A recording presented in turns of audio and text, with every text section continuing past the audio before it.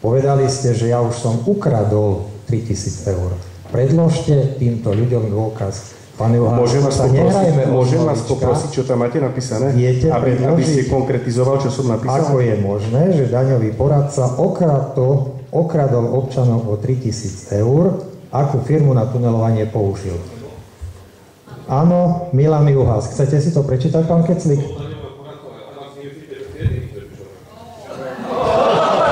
A koho ste mysleli vy? Áno, napríklad. Tak nech nám povie pán Juhász, koho myslel. Chceme sa tu takto v prvom rade... Viete predložiť ten dôkaz, pán Juhász? V prvom rade som to myslel obrazne, v tom zmysle, že peniaze... Ale čakám, to z vás sa zasmeje.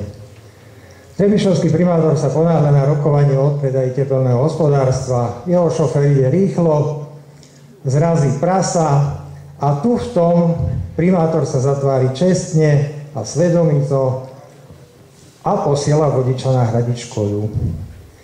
Keď sa vodič vráti, pýtajú sa ho občania. No, čo si im povedal, že to takto dopadlo? Vodič sa oprie a hovorí: stačil som len povedať, že som vodič primátora mesta Trebišov a že tú svinu som prešiel a potom už ma samou radosťou nepustili k slovu. Pán Písečný, nikto sa nesmeje.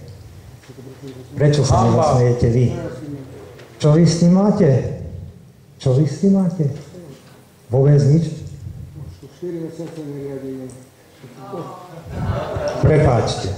Prepáčte, pomýlil som sa.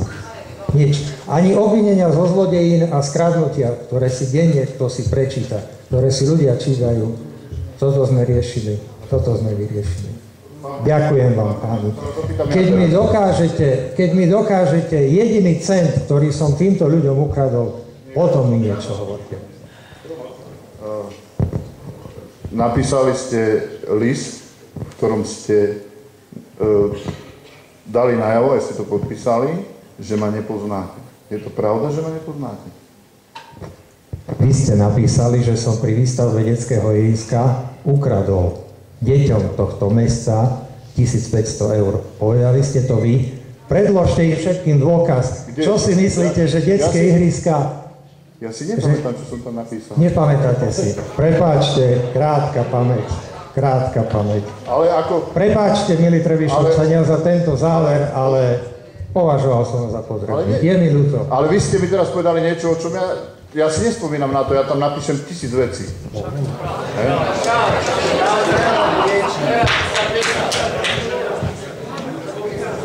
Nech sa páči, ak sú ďalšie otázky. Vážené dámy a páni, dovolte, aby som tiež prispel trošku. Pán Juhász, pán Písečný, pán Keclík, pán Hanc, ja vás poznám vás a poviem vám niečo.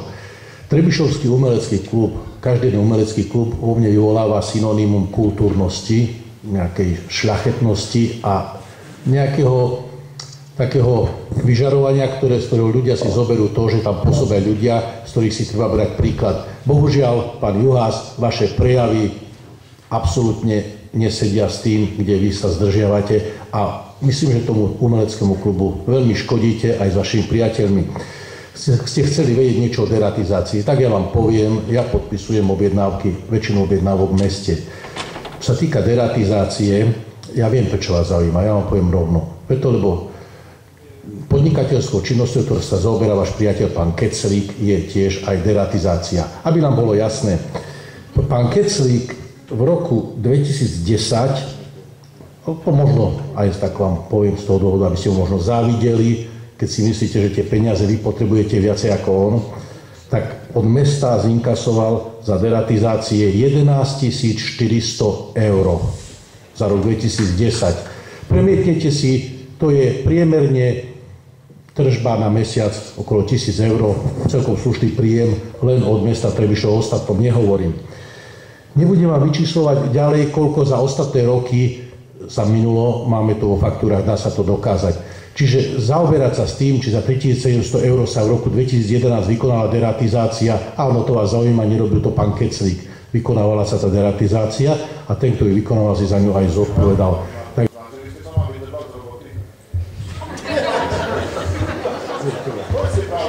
Pán Hanc, Bolo to, môžeme sa rozprávať aj takto. Prišli ste za mnou a ponúkli ste mi nejakú spoluprácu.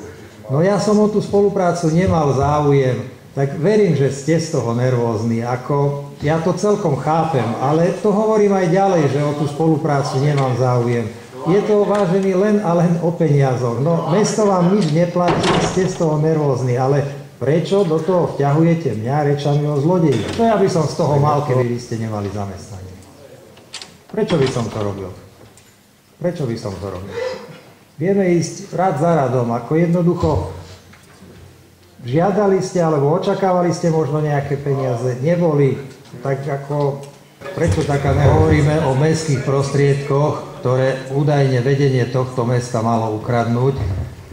Vážený, ak si niekto myslí, že v tejto biede a marazme bez peňazí by sme ukradli ľuďom tohto mesta, čo len sem, tak je na veľkom omyle. A ak si myslíte, že na toto sme odkázaní, nikto z nás sem neprišiel z pomerov, kde by bol odkázaný na nejaké eurá, aby kradol od mesta. Takže prosím vás, vy samozrejme môžete si myslieť čokoľvek, ste obyvateľmi mesta, chodníky budú slúžiť aj vám, verejné priestranstva budú slúžiť aj vám, ja už som to tu povedal, ale pokiaľ ma obviníte zo zlodejiny, prosím, dokážte to. Dokážte, pretože potom ja vám dokážem, že sa mýlite, ale nie v tejto miestnosti, ale budem to musieť riešiť niekde inde. Po skončení svojho volebného